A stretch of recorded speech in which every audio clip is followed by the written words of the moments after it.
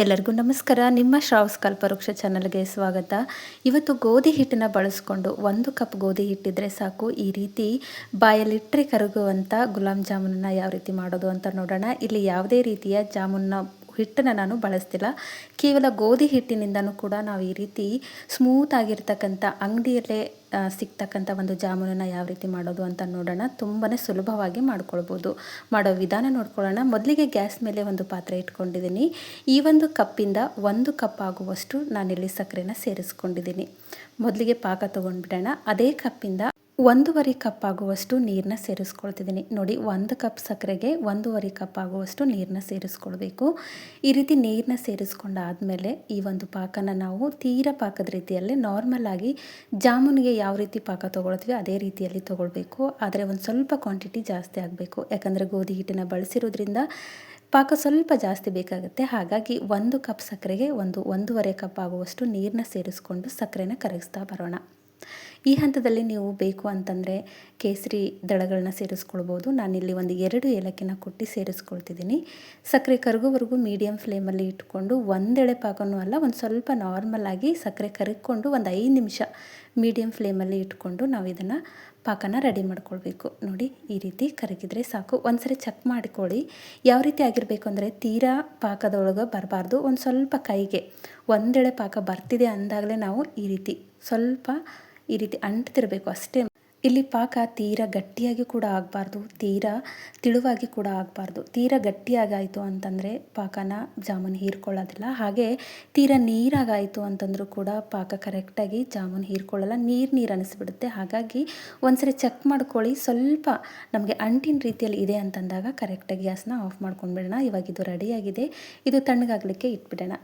ಇವಾಗ ನೋಡಿ, ಗೋಧಿ ಹಿಟ್ಟಿನಿಂದ ಜಾಮೂನ್ ಹಿಟ್ಟನ್ನು ನಾವು ರೆಡಿ ಮಾಡ್ಕೊಳ್ಬೇಕು. ಒಂದು ತಟ್ಟೆಗೆ ಯಾವ ಕಪ್ಪಿಂದ ಸಕ್ಕರೆ ಬಳಸ್ಕೊಂಡಿದ್ದೆ ಅದೇ ಕಪ್ಪಿಂದ 1 ಕಪ್ ಆಗುವಷ್ಟು ಗೋಧಿ ಹಿಟ್ಟನ್ನು ಬಳಸ್ಕೊಂಡಿದ್ದೀನಿ. ಹಾಗೆ ಅದೇ ಕಪ್ಪಿಂದ ಒಂದು ಅರ್ಧ ಕಪ್ ಆಗುವಷ್ಟು ಮಿಲ್ಕ್ ಪೌಡರ್, ಹಾಲಿನ ಪುಡಿನ ಸೇರಿಸ್ಕೊಂಡಿದ್ದೀನಿ.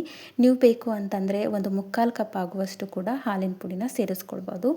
ಹಾಗೆ ಒಂದು 1/4 ಸ್ಪೂನ್ ಆಗುವಷ್ಟು ಬೇಕಿಂಗ್ ಪೌಡ್ರ್ ಅಥವಾ ಬೇಕಿಂಗ್ ಸೋಡಾನ ಸೇರಿಸ್ಕೊಳ್ಬೇಕು. ಅಂದರೆ ಸ್ಮೂತಾಗಿ ಬರಲಿ ಅನ್ನೋದಕ್ಕೋಸ್ಕರ, ಉಬ್ಕೊಂಡು ಬರಲಿ ಅನ್ನೋದಕ್ಕೋಸ್ಕರ ಬೇಕಿಂಗ್ ಸೋಡಾ ಅಥವಾ ಬೇಕಿಂಗ್ ಪೌಡ್ರನ್ನ ಸೇರಿಸ್ಕೊಳ್ಳಿ. 2 ಇಲ್ಲ ಅಂತಂದರೆ ನಾರ್ಮಲಾಗಿ ಅಡುಗೆ ಸೋಡಾ ಕೂಡ ಹಾಕ್ಕೊಳ್ಬೋದು. ಒಂದು 1/4 ಸ್ಪೂನು ಅಡುಗೆ ಸೋಡಾ ಸೇರಿಸ್ಕೊಂಡ್ರು ನಡೆಯುತ್ತೆ. ಇವಾಗ ನೋಡಿ, 1 ಸ್ಪೂನು ಅಥವಾ 1-2 ಸ್ಪೂನ್ ಆಗುವಷ್ಟು ತುಪ್ಪ ಸೇರಿಸ್ಕೊಂಡು ನೀಟಾಗಿ ಈ ಹಿಟ್ಟನ್ನು ತುಪ್ಪದಲ್ಲಿ ನಾವು ಕಲಿಸ್ಕೊಳ್ಬೇಕು. ಅಂದರೆ ಜಾಮೂನ್ ಹಿಟ್ಟು ಯಾವ ರೀತಿ ನಮಗೆ ಒಂದು ಸ್ವಲ್ಪ ತೇವಾಂಶ ಇರುತ್ತೆ ಅದೇ ರೀತಿಯಲ್ಲಿ ಈ ಒಂದು ಗೋಧಿ ಹಿಟ್ಟು, ಹಾಲಿನ ಪೌಡ್ರು ಸ್ಮೂತ್ ಆಗಬೇಕು. ಅಲ್ಲಿವರೆಗೂ 1-2 ಸ್ಪೂನ್ ಆಗುವಷ್ಟು ತುಪ್ಪ ಸೇರಿಸ್ಕೊಂಡು ಇದನ್ನು ಕಲಿಸ್ತಾ ಬನ್ನಿ. ನೋಡಿ, ಈ ರೀತಿ ಕಲಿಸ್ತಾ ಬರಬೇಕು. ಎಲ್ಲಿವರೆಗೂ ಅಂದರೆ ಈ ರೀತಿ ಉಂಡೆ ಆಗಬೇಕು. ಆ ರೀತಿಯಲ್ಲಿ ನಾವು ಹಿಟ್ಟನ್ನು ಸ್ಮೂತಾಗಿ ರೆಡಿ ಮಾಡ್ಕೊಳ್ಬೇಕು. ಇವಾಗ ನೋಡಿ, ಹೋಲ್ ಹಿಟ್ಟಿಗೆ ನೀರು ಹಾಕದೆ ಹಾಲನ್ನ, ಅಂದರೆ ನಾರ್ಮಲಾಗಿ ಇರ್ತಕ್ಕಂಥ ಹಾಲನ್ನ ಕಾಯಿಸಿ ಬಿಸಿ ಮಾಡಿ ತಣ್ಣಗಾಗಿರ್ತಕ್ಕಂಥ ಹಾಲನ್ನ ಸೇರಿಸ್ತಾ ಬನ್ನಿ. ಹಿಟ್ಟನ್ನು ಕಲಿಸುವಾಗ ಕೇವಲ ಹಾಲಿಂದನೇ ಹಿಟ್ಟನ್ನು ಕಲಿಸ್ಕೊಳ್ಳಿ. ಈ ರೀತಿ ಮಾಡೋದ್ರಿಂದ ಮಾಡ್ತಕ್ಕಂಥ ಜಾಮೂನು ಸ್ಮೂತಾಗಿ ಬರುತ್ತೆ. ಅದರಲ್ಲಿ ಗೋಧಿ ಹಿಟ್ಟಿನಿಂದ ಮಾಡ್ತಿರೋದ್ರಿಂದ ಜಾಮೂನು ಸ್ಮೂತಾಗಿ ಬರಬೇಕು ಅಂತಂದರೆ ಹೋಲ್ ಹಿಟ್ಟನ್ನು ನಾವು ಹಾಲು ಹಾಕಿ ಹಿಟ್ಟನ್ನು ಕಲಿಸ್ಕೊಳ್ಬೇಕು. ಈ ರೀತಿ ಹಾಲು ಹಾಕ್ತಾ ನಾವು ಒಟ್ಟಲ್ಲಿ ಜಾಮೂನ್ ಹಿಟ್ಟನ್ನು ಕಲಿಸ್ಕೊಳ್ಬೇಕು. ಯಾವ ರೀತಿ ಅಂತಂದರೆ ಈ ಒಂದು ಚಪಾತಿ ಹಿಟ್ಟಿನಕ್ಕಿಂತ ಸ್ಮೂತಾಗಿರಬೇಕು. ಆ ಒಂದು ಕನ್ಸಿಸ್ಟೆನ್ಸಿಯಲ್ಲಿ ನಾವು ಹಿಟ್ಟನ್ನು ಕಲಿಸ್ಕೊಳ್ಬೇಕು. ನೋಡ್ತಿದ್ದೀರಲ್ಲ, ಚಪಾತಿ ಹಿಟ್ಟಿನಕ್ಕಿಂತ ಸ್ಮೂತಾಗಿ ಹಿಟ್ಟನ್ನು ಕಲಿಸ್ಕೊಳ್ಳಿ. ಅಂದಾಗ ಮಾತ್ರ ಒಂದು ಸ್ವಲ್ಪನೂ ಕ್ರ್ಯಾಕ್ ಆಗೋದಿಲ್ಲ ಜಾಮೂನು, ಮಾಡ್ತಕ್ಕಂಥ ಜಾಮೂನು. ಹಾಗೆ ಈ ಒಂದು ಹಿಟ್ಟನ್ನು ನಾವು ತೀರಾ ಗಟ್ಟಿಯಾಗಿ ಚಪಾತಿ ಹಿಟ್ಟನ್ನು ನಾದೋ ರೀತಿಯಲ್ಲಿ ನಾದ್ಕೊಳ್ಬಾರ್ದು. ಈ ರೀತಿ ನಮಗೆ ಲೇಯರ್ ರೀತಿಯಲ್ಲೇ ಇರಬೇಕು. ಆ ರೀತಿ ಹಿಟ್ಟನ್ನು ನಾದ್ಕೊಳ್ಬೇಕು. ಸ್ಮೂತಾಗಿ ಹಿಟ್ಟನ್ನು ನಾದ್ತಾ ಹೋಗಿ. ಇವಾಗ ನೋಡಿ, ಹಿಟ್ಟು ರೆಡಿಯಾಗಿದೆ. ಇಷ್ಟ ಆದರೆ ಸಾಕು. ನೋಡಿ, ಈ ರೀತಿ ಹಿಟ್ಟು ರೆಡಿಯಾಗಿದೆ. ಇದನ್ನು ನೆನೆಸೋ ಅವಶ್ಯಕತೆ ಇಲ್ಲ. ಈ ಸೈಡಲ್ಲಿ ನಾನು ಒಂದು ಸ್ವಲ್ಪ ತುಪ್ಪ ತೊಗೊಂಡಿದ್ದೀನಿ. ತುಪ್ಪ ತೊಗೊಂಡು ಇವಾಗ ನಮಗೆ ಬೇಕಾಗಿರ್ತಕ್ಕಂಥ ಜಾಮೂನನ್ನು ನಿಮ್ಗೆ ಯಾವ ಸೈಜಲ್ಲಿ ಬೇಕೋ ಆ ಸೈಜಲ್ಲಿ ಉಂಡೆಗಳನ್ನ ಕಟ್ತಾ ಹೋಗಿ. ಹಾಗೆ ಯಾವ ಶೇಪ್ ಬೇಕೋ ಆ ಶೇಪಲ್ಲಿ ಉಂಡೆಗಳನ್ನ ಕಟ್ಕೊಳ್ಬೋದು. ಒಂದು ಸ್ವಲ್ಪ ಕೈಗೆ ತುಪ್ಪ ಹಚ್ಕೊಂಡು ಈ ರೀತಿ ನಿಮಗೆ ಯಾವ ಸೈಜಲ್ಲಿ ಬೇಕೋ ಆ ಸೈಜಲ್ಲಿ ಹಿಟ್ಟನ್ನು ತೊಗೊಂಡು ರೋಲ್ ಮಾಡ್ತಾ ಬನ್ನಿ. ಒಂದು ಸ್ವಲ್ಪನೂ ಕ್ರ್ಯಾಕ್ ಇಲ್ಲದೆ ಇರೋ ರೀತಿಯಲ್ಲಿ ರೋಲ್ ಮಾಡ್ಕೊಳ್ಳಿ. ಹಿಟ್ಟನ್ನು ನಾವು ಮಿದುವಾಗಿ ನಾದಿದ್ದಾಯಿತು ಅಂತಂದರೆ ಒಂದು ಸ್ವಲ್ಪನೂ ಜಾಮೂನು ಕ್ರ್ಯಾಕ್ ಆಗೋದಿಲ್ಲ. ನೋಡಿ, ಈ ರೀತಿ ರೆಡಿಯಾಗಿದೆ. ಜಸ್ಟ್ 1 ಕಪ್ ಗೋಧಿ ಹಿಟ್ಟು, ಒಂದು ಅರ್ಧ ಕಪ್ಪು ಹಾಲಿನ ಪುಡಿ ಇತ್ತು ಅಂದರೆ ಸಾಕು. ಯಾವುದೇ ರೀತಿಯ ನಾವು ಅಂಗಡಿಯಲ್ಲಿ ಜಾಮೂನ್ ಪೌಡ್ರನ್ನ ತರದೆ ಈ ಒಂದು ಹೋಟೆಲ್ ಅಥವಾ ಅಂಗಡಿ ಒಳಗೆ ಅಥವಾ ಬೇಕರಿಯಲ್ಲಿ ಸಿಗ್ತಕ್ಕಂಥ ಜಾಮೂನ್ ರೀತಿಯಲ್ಲಿನೇ ಗೋಧಿ ಹಿಟ್ಟಿನಿಂದ ಹೆಲ್ದಿ ಆಗಿರ್ತಕ್ಕಂಥ ಜಾಮೂನನ್ನು ನಾವು ಮಾಡ್ಕೊಳ್ಬೋದು. ಪ್ರತಿಯೊಂದನ್ನು ಇದೇ ರೀತಿಯಲ್ಲಿ ನಾನು ಮಾಡಿಟ್ಕೊಂಡಿದ್ದೆ. ನಾನು ಮಾಡಿರ್ತಕ್ಕಂಥ ಒಂದು ಹಿಟ್ಟಲ್ಲಿ ಇಷ್ಟು ಜಾಮೂನ್ ರೆಡಿಯಾಗಿದೆ ನೋಡಿ. ಈ ರೀತಿ ರೋಲ್ ಮಾಡ್ಕೊಂಡು, ಅಕಸ್ಮಾತ್ ಹಿಟ್ಟೇನಾದರೂ ಗಟ್ಟಿಯಾಗಿತ್ತು ಅಂತಂದರೆ ಪರವಾಗಿಲ್ಲ, ರೋಲ್ ಮಾಡುವಾಗ ಒಂದು ಸ್ವಲ್ಪ ಕ್ರ್ಯಾಕ್ನ ನೀವು ನೋಡಿಕೊಂಡು ಕ್ಲೋಸ್ ಮಾಡಿಕೊಂಡ್ರೆ ಆಯಿತು. ಈ ಸೈಡಲ್ಲಿ ಆಲ್ರೆಡಿ ಎಣ್ಣೆನ ಕಾಯಲಿಕ್ಕೆ ಇಟ್ಕೊಂಡಿದ್ದೆ. ಎಣ್ಣೆನ ಹೈ ಆಗಿ ಕಾಯಿಸ್ಕೋಬಾರ್ದು, ಒಂದು ಲೆಕ್ಕಕ್ಕೆ ಎಣ್ಣೆನ ಕಾಯಿಸ್ಕೊಂಡು ಇಟ್ಕೊಂಡಿರಬೇಕು. ಇವಾಗ ನೋಡಿ ಮೀಡಿಯಮ್ ಫ್ಲೇಮಲ್ಲಿ ಇಟ್ಕೊಂಡು ಮಾಡಿರ್ತಕ್ಕಂಥ ಜಾಮೂನನ್ನು ಹಾಕ್ಕೊಳ್ತಿದ್ದೀನಿ. ಎಣ್ಣೆನ ಜಾಸ್ತಿ ಕಾಯಿಸ್ಕೊಂಡ್ರೆ ಬೇಗ ಕೆಂಪಾಗುತ್ತೆ, ಒಳಗಡೆ ಕರೆಕ್ಟಾಗಿ ಬೆಂದ್ಕೊಂಡಿರೋದಿಲ್ಲ. ಹಾಗಾಗಿ ಲೋ ಟು ಮೀಡಿಯಮ್ ಫ್ಲೇಮಲ್ಲೇ ಇಟ್ಕೊಂಡು ಈ ರೀತಿ ಜಾಮೂನನ್ನು ಹಾಕ್ಕೊಂಡು ನಿಧಾನವಾಗಿ ತಿರುಚಾಕ್ತಾ ಬನ್ನಿ. ನೋಡಿ ಒಂದು ಸ್ವಲ್ಪನೂ ತಳ ಹಿಡಿಯೋದಿಲ್ಲ. ಈ ಒಂದು ಜಾಮೂನು ಗೋಧಿ ಹಿಟ್ಟಿನಿಂದ ಮಾಡಿರ್ತಕ್ಕಂಥ ಜಾಮೂನು ಅಂತ ಅನಿಸೋದೇ ಇಲ್ಲ. ಹಾಗೆ ನೋಡ್ತಿರ್ಬೋದು ನೀವು, ಕ್ರ್ಯಾಕ್ ಕೂಡ ಆಗಿಲ್ಲ. ಹಿಟ್ಟಿನ ಮಿದುವಾಗಿ ನಾವು ನಾದ್ಕೊಂಡಿದ್ದಾಯಿತು ಅಂದರೆ ಒಂದು ಸ್ವಲ್ಪನೂ ಕ್ರ್ಯಾಕ್ ಆಗೋದಿಲ್ಲ. ಈ ರೀತಿ ನಿಧಾನವಾಗಿ ಬೇಯಿಸ್ತಾ ಬನ್ನಿ.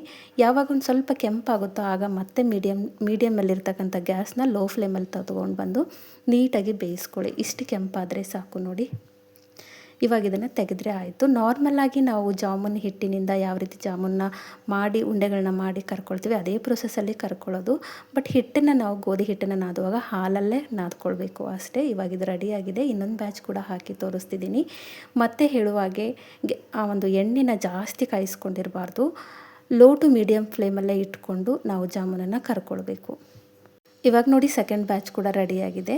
ಈ ಸೈಡಲ್ಲಿ ನಾನು ಪಾಕನ ರೆಡಿ ಮಾಡಿ ತಣ್ಣಗಾಗ್ಲಿಕ್ಕೆ ಬಿಟ್ಕೊಂಡಿದ್ದೆ. ನೋಡಿ ಜಾಮೂನ್ ಕರೆದ ತಕ್ಷಣ ನಾವು ಒಂದು ಸ್ವಲ್ಪ ಆರಿದರೆ ಸಾಕು, ತೀರಾ ಬಿಸಿನೂ ಅಲ್ಲ, ಒಂದು ಸ್ವಲ್ಪ ಕೈ ಮುಟ್ಟುವಷ್ಟು ಬಿಸಿ ಇದ್ದಾಗಲೇ ಜಾಮೂನನ್ನು ಪಾಕಕ್ಕೆ ಸೇರಿಸ್ಕೊಳ್ಬೇಕು. ಅಂದಾಗ ಕರೆಕ್ಟಾಗಿ ಹೀರ್ಕೊಳ್ಳುತ್ತೆ. ತೀರಾ ಮಾಡಿರ್ತಕ್ಕಂಥ ಜಾಮೂನು ತಣ್ಣಗಾಗೋವರೆಗೂ ಬಿಟ್ಕೊಂಡ್ವಿ ಅಂತಂದರೆ ಲೇಟಾಗಿ ಹೀರ್ಕೊಳ್ಳುತ್ತೆ. ಅಂದರೆ ನೀವು ಮಾರ್ನಿಂಗ್ ತಿನ್ನೋದಾಯಿತು ಅಂತಂದರೆ ರಾತ್ರಿನೇ ಈ ರೀತಿ ಪಾಕಕ್ಕೆ ಇಡಬೇಕು, ಇಲ್ಲ 1 ಅವರ್ 2 ಅವರ್ ಇಡಬೇಕಾಗುತ್ತೆ. ಒಂದು ಸ್ವಲ್ಪ ಜಾಮೂನು ಕರೆದ ತಕ್ಷಣ ಸ್ವಲ್ಪ ಮುಟ್ಟುವಷ್ಟು ಬಿಸಿ ಇದ್ದಾಗಲೇ ಹಾಕ್ಕೊಂಡಿದ್ದಾಯಿತು ಅಂತಂದರೆ ಬೇಗ ಒಂದು ಪಾಕನ ಹೀರ್ಕೊಳ್ಳುತ್ತೆ. ನೋಡಿ ಎಲ್ಲ ಜಾಮೂನನ್ನು ಸೇರಿಸ್ಕೊಂಡಿದ್ದೀನಿ. ಎಲ್ಲೂ ಕೂಡ ಒಂಚೂರು ಕೂಡ ಕ್ರ್ಯಾಕ್ ಆಗಿಲ್ಲ.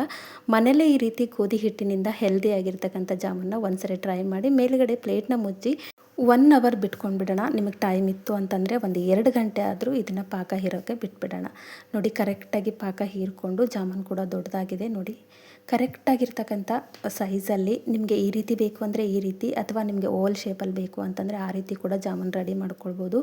ಪರ್ಫೆಕ್ಟಾಗಿ ರೆಡಿಯಾಗಿದೆ ನೋಡಿ. ಪ್ರತಿಯೊಂದು ಕೂಡ ಕರೆಕ್ಟಾಗಿ ಉಬ್ಕೊಂಡಿದೆ. ಹಾಗೆ ಮಾಡಿರ್ತಕ್ಕಂಥ ಪಾಕ ಕೂಡ ಒಂದು ಸ್ವಲ್ಪ ಎಷ್ಟು ಹೀರಬೇಕೋ ಅಷ್ಟು ಹೀರ್ಕೊಂಡು ಇನ್ನು ಉಳಿದಿರ್ತಕ್ಕಂಥ ಪಾಕ ಇದೆ. ಈ ರೀತಿ ಪಾಕ ಇರಬೇಕು ಅಂತಂದರೆ 1 ಕಪ್ ಸಕ್ಕರೆಗೆ 1.5 ಕಪ್ ಆಗುವಷ್ಟಾದರೂ ನಾವು ನೀರನ್ನ ಸೇರಿಸ್ಕೊಳ್ಬೇಕು. ಕರೆಕ್ಟಾಗಿ ಸೇರಿಸೋದಾಯಿತು ನೀರನ್ನ ಅಂತಂದರೆ ಪಾಕ ಜಾಸ್ತಿ ಈ ರೀತಿ ಉಳಿಯೋದಿಲ್ಲ. ಹಾಗಾಗಿ ಇಲ್ಲ ನಮಗೆ ಕರೆಕ್ಟಾಗಿ ಬೇಕು ಅಂತಂದರೆ 1 ಕಪ್ ಸಕ್ಕರೆಗೆ 1 ಕಪ್ ನೀರನ್ನ ಸೇರಿಸ್ಕೊಂಡು ಪಾಕ ರೆಡಿ ಮಾಡ್ಕೊಳ್ಬೋದು. ಕರೆಕ್ಟಾಗಿ ಪಾಕ ಒಳಗಡೆ ಕೂಡ ಹೀರ್ಕೊಂಡಿದೆ. ಒಳಗಡೆ ಕೂಡ ನೀವು ನೋಡ್ಕೊಳ್ಬೋದು ಎಷ್ಟು ಜ್ಯೂಸಿಯಾಗಿದೆ ಅಂತ.